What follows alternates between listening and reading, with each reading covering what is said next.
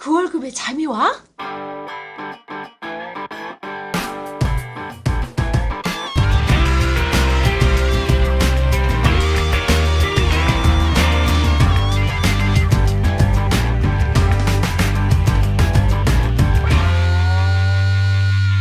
네, 안녕하세요. 그 월급에도 잠을 구하는 방송 개머니 스토리 TV 뭉치 양승리입니다. 반갑습니다. 예, 반갑습니다. 이창구입니다. 그래서 그 실질적으로 자산이 있으신 분들이 채권 투자를 많이 하시지 않습니까? 예. 예. 근데 왜 자산이 있으신 분들은 채권에 대한 관심이 많으실까요? 제가 계속 드리는 말씀 중에 네. 자산 관리라고 하는 건 도대체 뭐냐? 음, 손실과의 전쟁과 세금과의 전쟁이다. 이런 말씀을 드리는데요. 네. 이 손실과의 전쟁과 세금과의 전쟁에서 음, 여러 가지 유용하게 쓸 수 있는 그런 옵션을 가지고 있는 게 바로 채권이에요. 어떻게 하면은 손실을 줄일 것인가라고 하는 관점에서도 채권이 아주 유리하고요. 네. 절세의 관점에서도 아주 유리하게 활용할 수 있는 게 또 채권이거든요. 그렇죠. 예, 그래서 자산이 많으신 분들이 채권을 사실은 많이 관심을 갖고 있는 것 중에 하나죠. 그러면 그 말의 의미는 뭐냐면 우리가 또 자산에 대해서 정식 욕구가 있으신 분들은 채권에 대한 관심이 필요하다. 이렇게 봐도 괜찮겠죠? 예, 그렇습니다. 채권은 아주 돈 많은 사람들만의 전유물이 아니다. 그렇죠. 담은 500만 원, 소유로도 300만 원 가능하다. 가지고서도 얼마든지 채권 투자할 수 있다. 그렇죠. 예. 예. 대신에 이게 1,000만에 대한 10%냐, 1억에 대한 10%냐 이 차이인 거지. 그렇습니다. 그래서 지난 시간에 이어서 또 강의를 진행하겠습니다. 이번 시간은 어떤 내용에 대해서 말씀해 주실 건가요? 예, 오늘은 채권의 가격이 오르내리게 되거든요. 네. 그러면은 왜 도대체 채권의 가격은 오르내리느냐? 요 메커니즘을 좀 말씀을 드릴 텐데요. 네. 이게 이제 채권을 우리가 이제 좀 이제 경제를 공부하시는 분들도 시간이 지나면은 네. 종종 헷갈리는 개념이 채권의 가격이 어떨 때 오르고 어떨 때 내리느냐. 그렇지. 금리가 올라간다는데 금리가 올라가면은 어떻게 우리가 채권 투자 전략을 써야 될 것이냐. 그렇죠. 이게 종종 우리가 이제 혼동될 때가 있거든요. 맞습니다. 그거는 바로 우리가 채권을 실제 많이 투자를 하지 않아 봤기 때문에 이제 그렇죠. 그런데요. 네. 개념적으로라도 오늘 채권의 가격이 왜 오르내리는지를 한번 살펴보고요. 그리고 미국이 이제 금리를 올린다고 이렇게 이야기를 하는데 네. 그러면은 금리가 상승하는 시기에는 어떤 채권 투자 전략을 우리가 하는 게 좋을까라고 하는 것까지 오늘은 그러면은 말씀을 드려보도록 하겠습니다.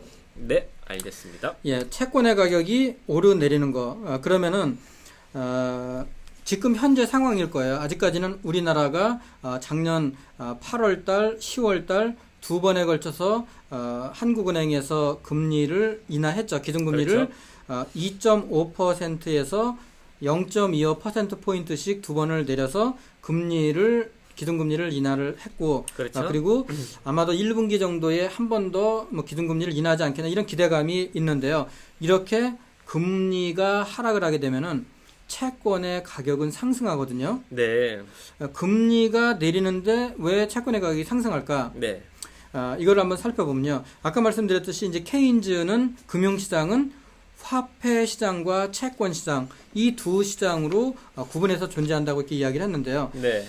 예를 들면은 우리 이제 양성민 이사께서 200만 원을 가지고 계세요. 그렇죠. 그 200만 원 중에서 100만 원은 이 화폐 시장인 정기예금, 은행의 정기예금에 넣고요. 네. 그리고 100만 원은 채권을 샀어요. 네. 근데 지금 이자가 6%예요. 네.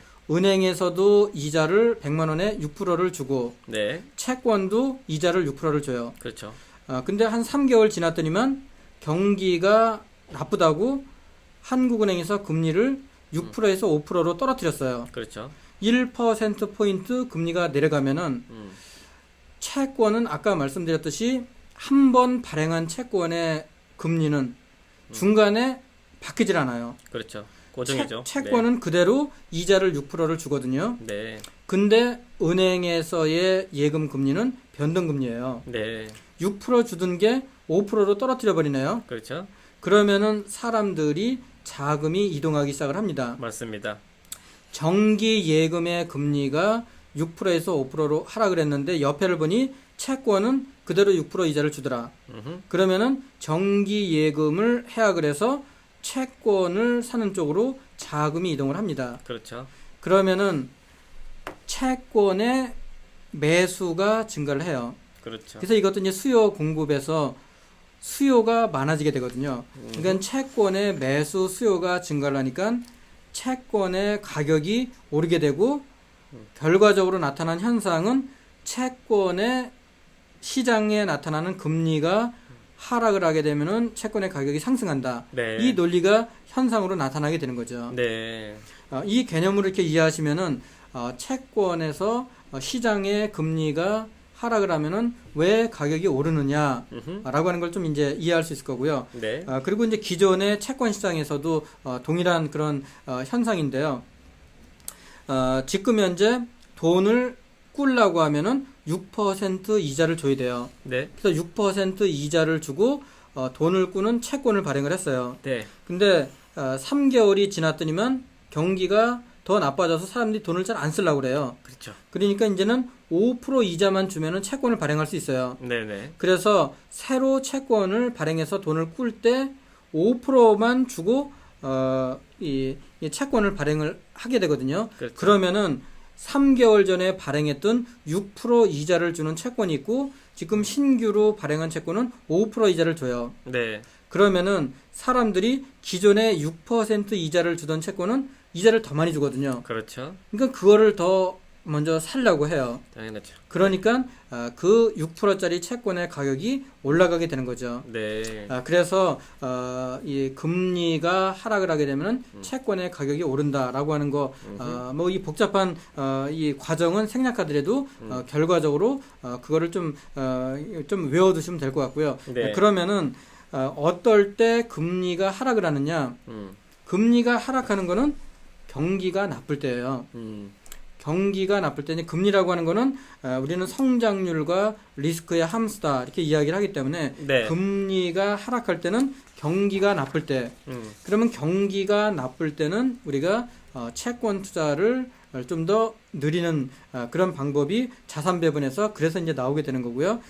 반대로 경기가 좋아지게 되면은 금리가 오르게 되는데 그게 이제 향후에 뭐 한 6개월 또는 뭐 한 9개월 정도 후에 미국이 금리를 올릴 것이다라고 네. 하는 지금 이제 이야기하는 금리 상승 시에 우리가 어떻게 대응할 것인가라고 하는 게 동일한 그런 논리로 인해서 시장의 금리가 6%에서 7%로 올라가게 되면은 네. 은행은 6% 이자 주던 거를 7% 이자를 줘요. 네네. 그런데 채권은 이자가 안 바뀌어요. 그렇죠. 그러니까 그대로 6%밖에 안 주거든요. 네. 그러니까 채권 팔아서 이자 더 주는 은행의 예금으로 이동하게 되는 거죠. 그렇죠. 그러니까 채권의 매도 수요가 그러니까 매도가 증가하기 때문에 채권의 공급이 증가하는 거죠. 그렇죠. 팔겠다는 사람이 많은 거죠. 예, 그러니까 네. 결국은 채권의 가격이 하락을 하게 되는 거죠. 네. 그러면은 이렇게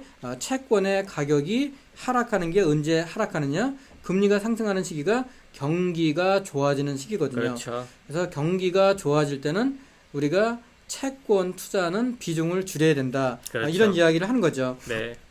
그래서 이렇게 이제 우리가 이제 그 채권의 가격과 채권의 수익률이 나타나는 이런 거를 우리가 그 정리를 한 게 채권의 가격의 일반 원리다. 그렇게 이제 이야기를 하는데요. 네. 그거를 정리를 한 거를 한번 이제 말씀을 한번 드려보면요.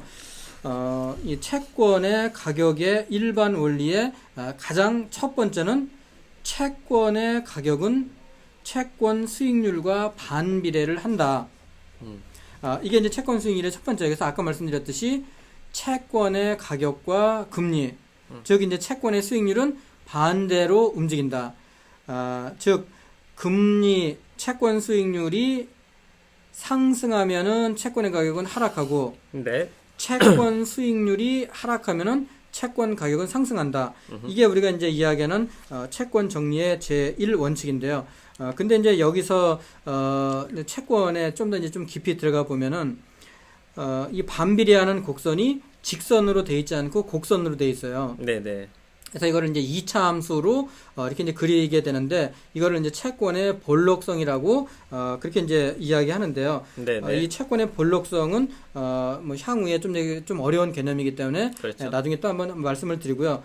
그리고 이제 두 번째 이 개념이 채권의 이 수익률을 나타내는 채권 가격의 그 일반 이론에서 두 번째는 수익률의 변동으로 인한 채권 가격의 변동은 채권의 만기가 길어질수록 증가하고 이 수익률의 변동으로 인한 채권 가격은 채권의 만기가 길어질수록 증가하지만 그 증가 속도는 체감한다.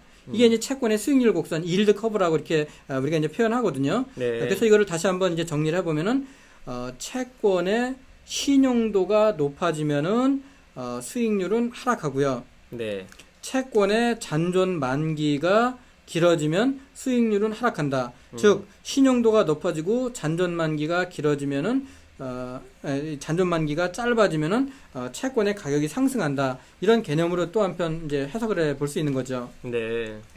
그리고 이제 아까 이 말씀을 드렸던 이 직선이 아니라 이 곡선 형태로 있는 거를 가만히 이제 한번 보면요. 이 채권을 투자할 때 우리가 이제 보통 리스크와 리턴, 그러니까 위험과 수익률은 비례한다. 우리가 보통 이렇게 이야기하는데 네. 채권 투자에서는 그렇지 않아요. 그래서 채권이 또 이제 이 매력 중에 하나인데요. 요 아래로 볼록한 요 채권 수익률 곡선을 가만히 한번 보면요. 그렇죠. 이 채권 이 수익률의 하락으로 인해서 채권 가격의 상승이 같은 폭의 채권 수익률 상승으로 인한 채권 가격 하락보다 크다. 즉, 이 채권 수익률의 하락으로 인해서 가격이 상승을 하는 폭이 채권 수익률의 상승으로 인해서 가격이 하락하는 것보다 훨씬 크다. 즉 리스크 대비해서 리턴이 더 크다라고 하는 얘기예요. 그래서 이걸 우리가 이제 채권이 이 매력이 있는 그런 상품으로 또 네. 이야기하는 것 중에 하나고요. 뭐 이게 이제 채권의 이제 볼록성이라고 이렇게 이야기하는데 뭐 이런 이제 구체적인 그런 이 논리는 뭐 차후에 다시 한번 살펴보도록 하고요. 그러면은 우리가 이제 채권을 이렇게 투자를 이렇게 할 때 이런 채권의 수익률 곡선에 대해서 쭉 이제 말씀을 드렸는데 지금 금리가 상승을 할 때 네. 금리 상승이 예상이 될 때 네. 채권은 어떤 투자 전략을 가져가는 게 좋을 것이냐 네.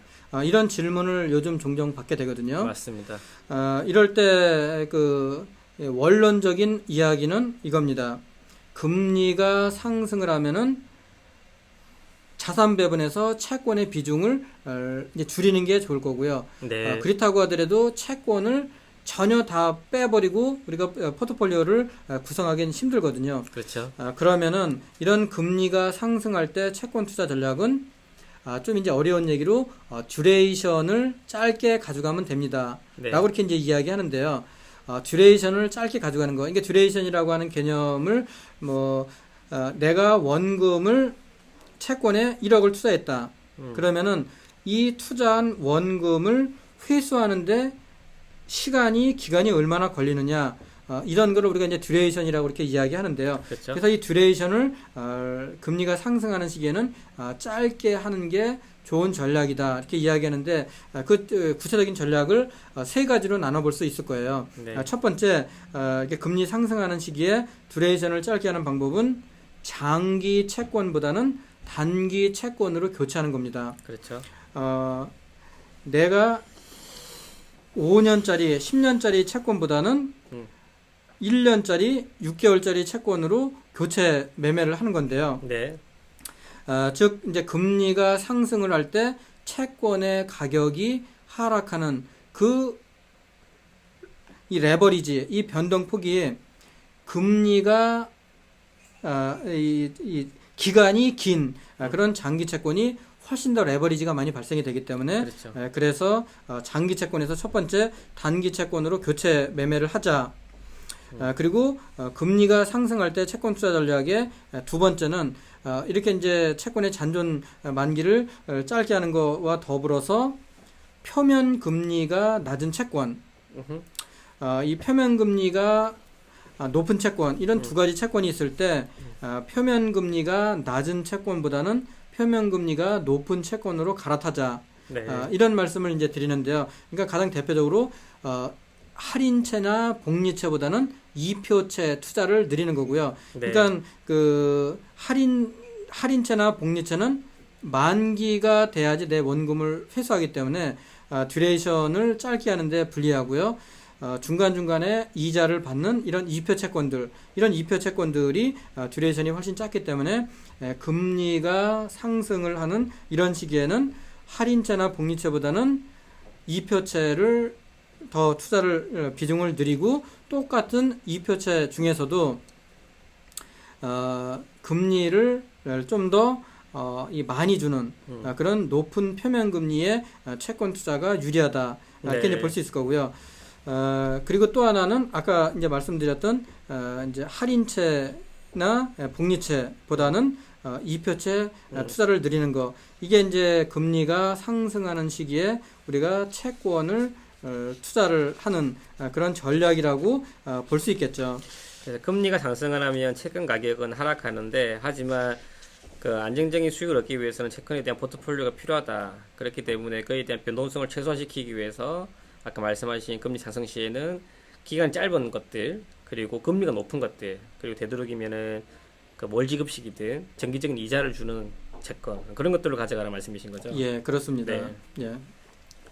예, 그래서 지금 시간에는 채권의 가격이 왜 내리는지 요거에 대해서 쭉 이제 말씀을 드렸고요. 잠깐 쉬었다가 네. 그러면은 채권에는 어떤 종류들이 있는지 채권의 종류에 대해서 한번 살펴보도록 하겠습니다. 네, 이번 시간에는 그 채권 가격이 왜 오르고 내릴까, 그리고 채권 가격의 기본적인 원리에 대해서 알기 쉽게 설명을 해주신 것 같습니다. 뭐 추가적인 질문사항이라든지 뭐 궁금하신 부분도 있으시다면 저희 moneystory.tv 홈페이지에 오셔서 간략하게 메모 남겨주시면 저희가 답변 드릴 수 있도록 하겠습니다. 네, 감사합니다.